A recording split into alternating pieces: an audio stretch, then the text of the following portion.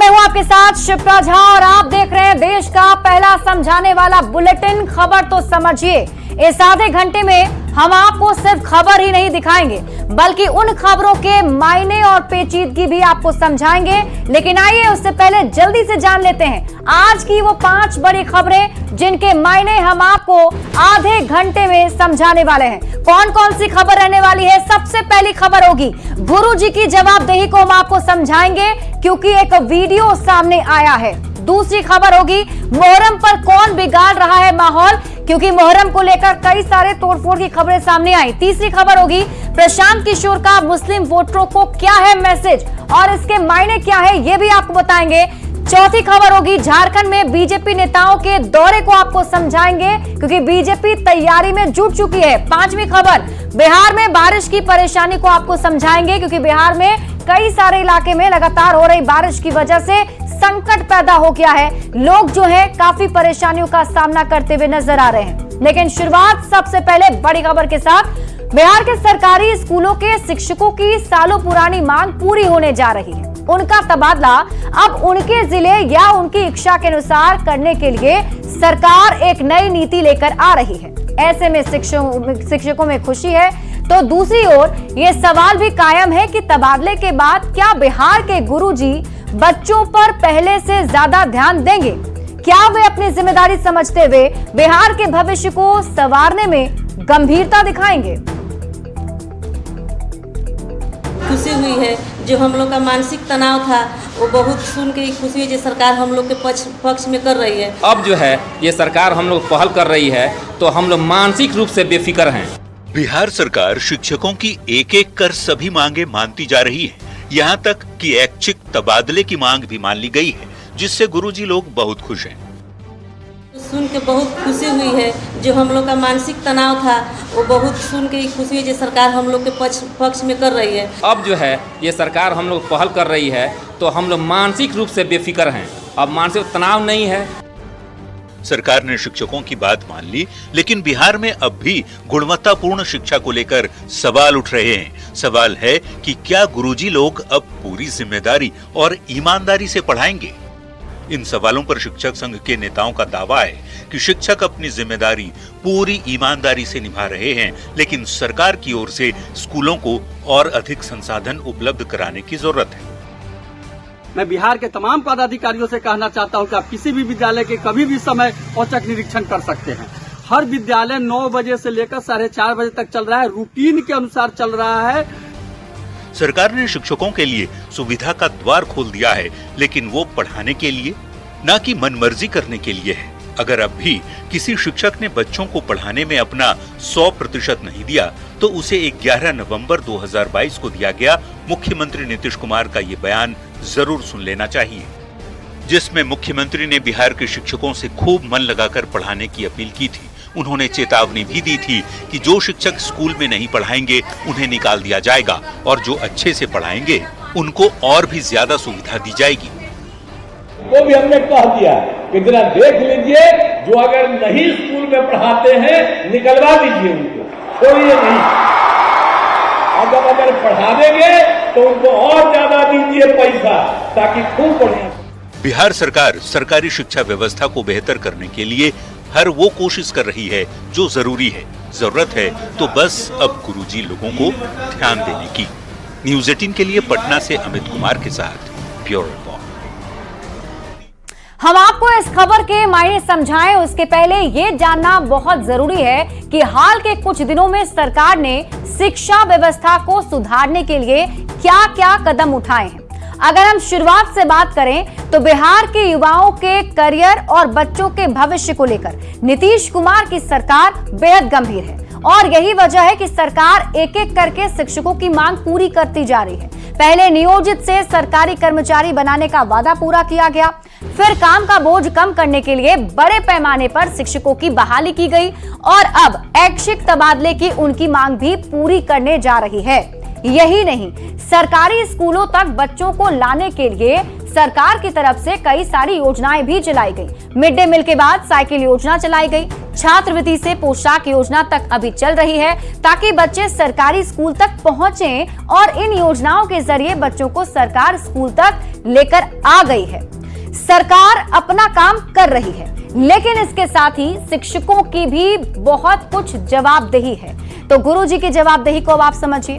सरकार शिक्षकों की मांग को मान रही है, अब शिक्षकों पर बेहतर शिक्षा की जवाबदेही है। ऐसे में गुरुजी को बच्चों पर ध्यान देना होगा, सरकारी स्कूलों की छवि बदलनी होगी, बेहतर शिक्षा का वादा भी गुरुजी को पूरा करना होगा, क्योंकि सरकार अपना वादा निभा रही है। ऐसे में प्राइवेट से बेहतर शिक्षा सरकारी स्कूलों में देनी होगी, नहीं तो लापरवाह शिक्षकों पर सख्ती भी हो सकती है, जैसा कि मुख्यमंत्री नीतीश कुमार ने 2022 में कहा था कि अगर कोई ऐसे शिक्षक हैं जो काम नहीं करेंगे तो उन पर सख्ती होगी, और जो ऐसे शिक्षक हैं मन लगाकर पढ़ाएंगे तो उनकी प्रोन्नति भी की जाएगी।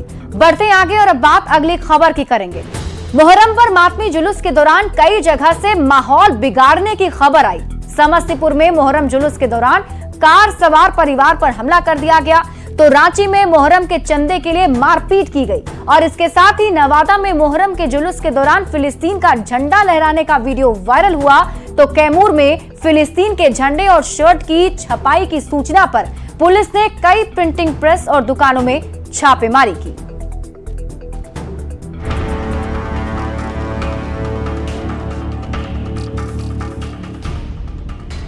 नाम मातमी जुलूस का, लेकिन काम माहौल बिगाड़ने वाला। एक बार फिर बिहार झारखंड में कुछ ऐसा ही हो रहा है। सबसे पहले बात करते हैं समस्तीपुर की। मौका था सदरगंज चौक पर मातमी जुलूस का। इस दौरान वहां से गुजर रहे एक पूरे परिवार को कुछ लफंगे बंधक बना लेते हैं, कार को घेरकर उस पर तलवार से हमला करते हैं, शीशों को तोड़ देते हैं, महिलाओं से अभद्रता करते हैं, यहाँ तक कि बच्चों तक को नहीं बख्शते, उन्हें भी चोटिल कर देते हैं। मैं बस पटना के लिए जा रहा था। हाँ। उन्होंने बीच में इतना तजिया आया और मैं साइड से जा रहा था, ऐसा नहीं कि मैं बीच में कहीं आ गया था, स्टक कर गया था, लेकिन उन्होंने जबरदस्ती तलवार निकाल के उन्होंने हमला किया है चारों साइड से। आगे का भी सीजर क्षतिग्रस्त किया, पीछे का तो फोड़ ही दिया। मेरा बच्चा पीछे बैठा हुआ था। अच्छा, ये सब गाड़ी में थे? हाँ, ये गाड़ी में थे, पीछे सीट पे बैठा हुआ था, इसको लगी भी। अरे यार, पूरा शीशा ये है। ऐसी घटना झारखंड में भी हुई। झारखंड की राजधानी रांची में तो मुहर्रम के पहले ही दुकानदारों से मारपीट की गई। घटना रांची के मेन रोड इलाके की है। मुहर्रम के चंदे को लेकर कुछ युवकों ने दुकानदारों के साथ मारपीट की, जिसका वीडियो सीसीटीवी कैमरे में कैद हो गया।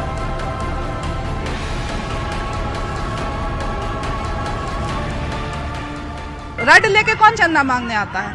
रड लेके दो जन आए थे और एकदम अचानक से मेरे बेटे से उलझ पड़े। मेरा बेटा जस्ट आके दुकान खोला ही था, बोल रहा तुम लोग मुहर्रम का चंदा दो। तो मेरा बेटा बोला हम लोग तो अभी जस्ट दुकान खोले, पापा को आने दीजिए।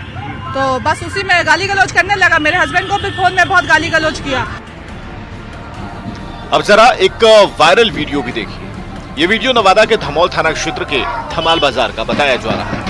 मुहर्रम जुलूस के दौरान बाजार पर चादर चढ़ाने जा रहे कुछ युवकों को फिलिस्तीन का झंडा लहराते हुए देखा गया। खैर, नवादा में न्यूज 18 पर खबर दिखाए जाने के बाद पुलिस एक्शन में आ गई। विवादित झंडे को जब्त करने के साथ 3 युवकों को हिरासत में लिया गया।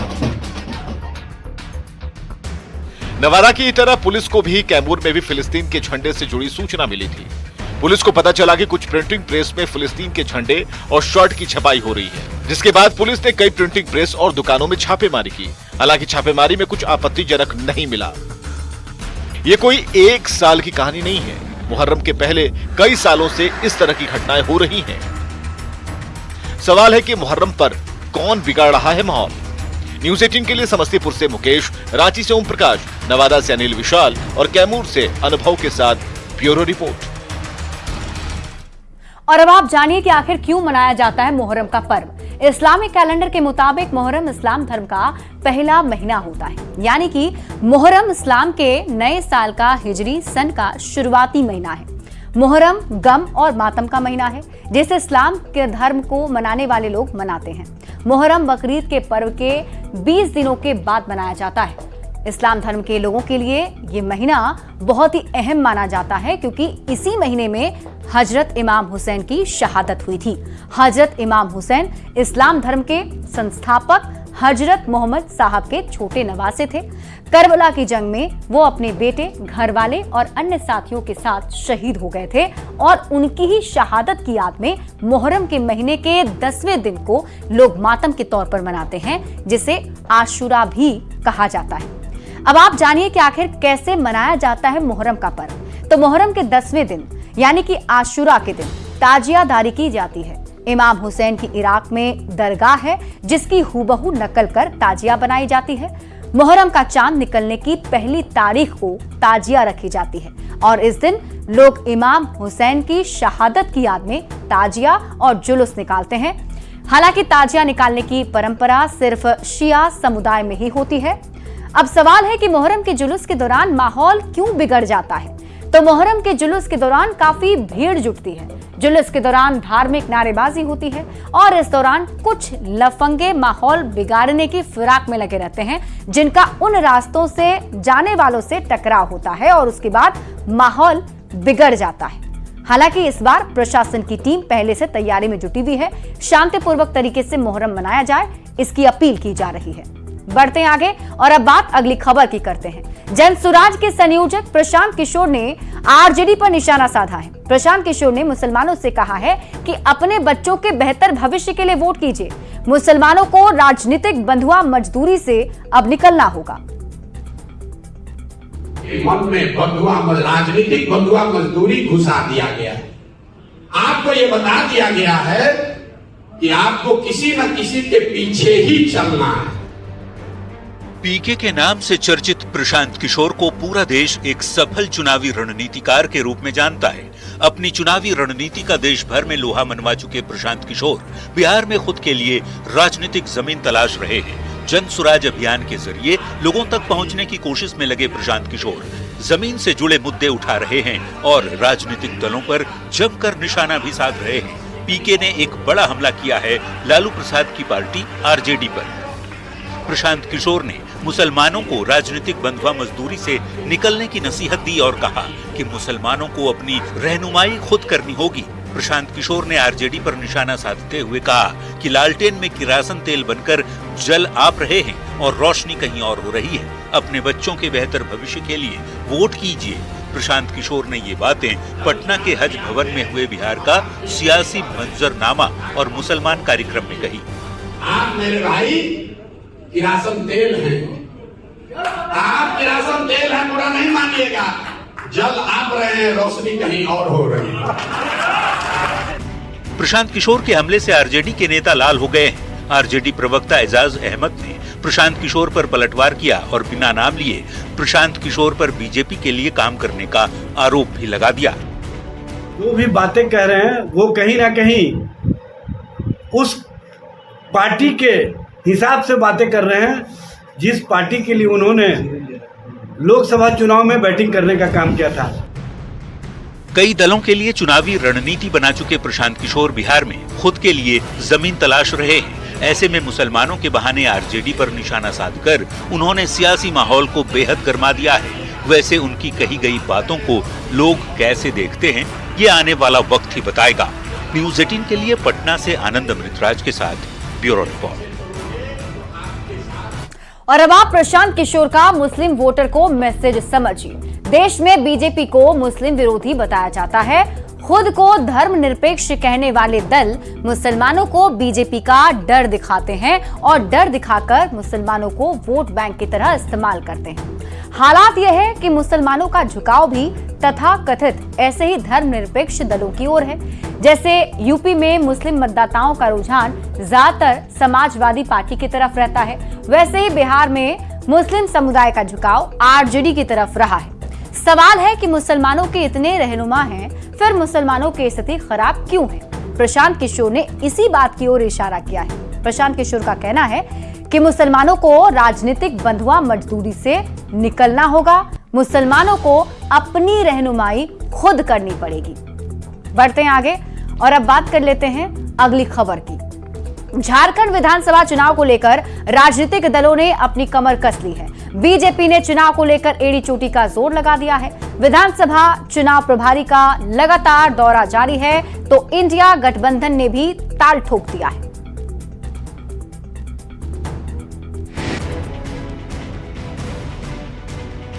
राज्य में 2019 से सत्ता से बाहर चल रही बीजेपी 2024 में सत्ता वापसी की पूरी कोशिश में है। बीजेपी के संगठन स्तर से लेकर विधानसभा प्रभारी तक का झारखंड दौरा थमने का नाम नहीं ले रहा। 14 जुलाई को शिवराज सिंह चौहान ने अभिनंदन सह विजय संकल्प सभा में शामिल होकर कार्यकर्ताओं का हौसला बढ़ाया।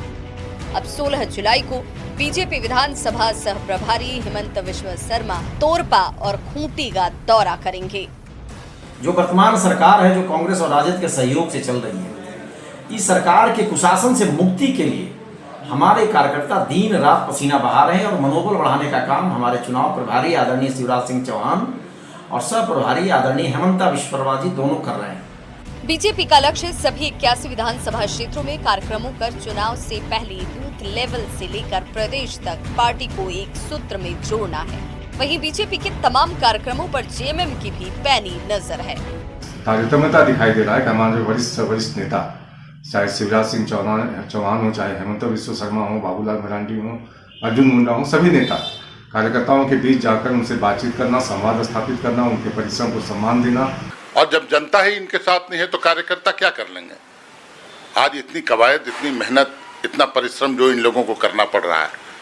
कहाँ कहाँ से नेता आ रहे हैं, गुजरात से और आसाम से, मध्य प्रदेश से।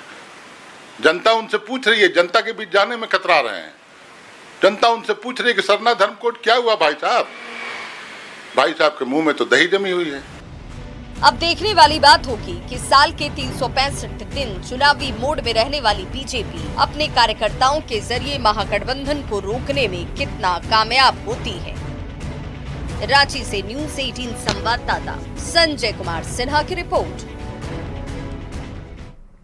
और अब आप झारखंड में बीजेपी नेताओं के दौरे के मायने को समझिए। इस साल 3 बड़े राज्यों में विधानसभा का चुनाव है, जिसमें महाराष्ट्र, हरियाणा और झारखंड में विधानसभा के चुनाव होने हैं। हरियाणा में अभी बीजेपी की सरकार है। बीजेपी झारखंड में भी सरकार बनाना चाहती है। झारखंड में बीजेपी का संगठन पहले से मजबूत रहा है, तो लोकसभा चुनाव में इस बार बीजेपी को 9 सीटें मिली हैं, जबकि 2019 में बीजेपी को 11 सीटों पर जीत मिली थी। विधानसभा चुनाव में बीजेपी किसी तरह की चूक नहीं चाहती है और यही वजह है कि नेताओं का लगातार झारखंड में दौरा जारी है। जब से शिवराज सिंह चौहान को झारखंड का विधानसभा चुनाव का प्रभारी बनाया गया है, तब से वो लगातार झारखंड दौरे पर रह रहे हैं। बढ़ते हैं आगे और अब बात अगली खबर की करेंगे। नेपाल के तराई इलाकों में लगातार हो रही बारिश ने बिहार के लिए मुसीबत बढ़ा दी है। भारी बारिश से कई नदियों का जलस्तर लगातार बढ़ रहा है। वाल्मीकि नगर के त्रिशूली नदी में 3 दिन पहले 2 बसें पानी में बह गई थी। अब तक 4 शव निकाले जा चुके हैं। लापता लोगों के लिए तलाशी अभियान अभी भी जारी है। वहीं गंडक नदी में जलस्तर बढ़ने से वैशाली और तिरहुत के कई इलाकों में कटाव तेज हो गया है, जिससे लोग परेशान हैं।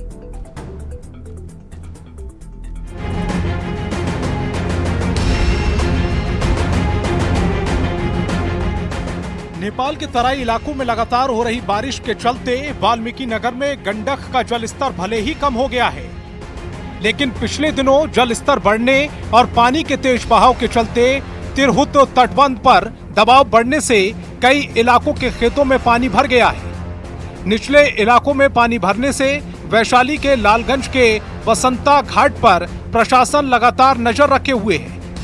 लगातार माइकिंग के जरिए लोगों को जागरूक किया जा रहा है। जलस्तर में वृद्धि के कारण हमारे बांध के टो में नदी सटी हुई है, नदी की मुख्य धारा है, और टो में जो किनारे जो जियो बैग का रिवेटमेंट था, तो नीचे वाला रिवेटमेंट का जियो बैग, नीचे के लेयर का जियो बैग एक 2 जियो बैग स्लिप किया है। उसको बाढ़ संघर्षात्मक कार्य कराकर सुरक्षित करने का आदेश दिया जा रहा है। इधर 3 दिन पहले वाल्मीकि नगर गंडक बराज से पानी छोड़े जाने के बाद वैशाली प्रखंड के सलेमपुर वार्ड नंबर 14 के घरों में पानी घुस गया। अचानक पानी आने से लोग अपना घर बार छोड़कर सुरक्षित जगहों की तलाश में भागने लगे। सबसे ज्यादा परेशानी मवेशियों के लिए चारे के इंतजाम की हो रही है। दिक्कत है यहाँ की। यहाँ पानी हर साल पहुँच जाते हैं, अभी तक कोई प्रशासन नहीं आया है। पानी की क्या स्थिति है? बढ़ रहा है? पानी तो बढ़ ही रहा है। नेपाल के त्रिशूली नदी में शुक्रवार को 2 बस बह गई थी। इस हादसे के बाद से कई यात्री लापता हैं, जिनकी तलाश अब भी पुलिस कर रही है। नेपाल पुलिस की टीम वाल्मीकि नगर में रेस्क्यू ऑपरेशन लगातार चला रही है। आपको जानकारी दे दें, 2 बस में कुल 62 यात्री सवार थे, जिनमें से 4 लोगों की डेड बॉडी बरामद कर ली गई। आप तस्वीरें सीधे तौर पर देख पा रहे हैं कि वाल्मीकि नगर गंडक बराज पर रेस्क्यू ऑपरेशन चलाया जा रहा है। अब तक 4 डेड बॉडी यहाँ से बरामद किए गए हैं और त्रिशूली नदी में जो बस हादसे हुए थे, 2 बस जो त्रिशूली नदी में भूस्खलन के बाद गिर गए थे, उसमें करीब 62 लोगों के डूबने की आशंका जताई गई है और उसमें 4 शवों को वाल्मीकि नगर में रेस्क्यू किया गया है। तो नेपाल पुलिस के तमाम टीम यहाँ पहुंच गए हैं और लगातार रेस्क्यू ऑपरेशन चलाया जा रहा है। बिहार में हर साल नेपाल के तराई क्षेत्रों में होने वाली बारिश का असर प्रदेश की नदियों पर पड़ता है। उफनती नदियों के चलते कटाव और खेतों में बाढ़ का पानी भरना आम सी बात हो चुकी है। हर बार ग्रामीणों को प्रशासन से आश्वासन मिलता है, पर जमीनी हकीकत तस्वीरों के जरिए आप देख सकते हैं। न्यूज़ 18 के लिए बगहा से मुन्ना राज के साथ ब्यूरो रिपोर्ट। और फिलहाल इस बुलेटिन में अभी के लिए बस इतना ही। आप देखते रहिए न्यूज़ 18 बिहार झारखंड।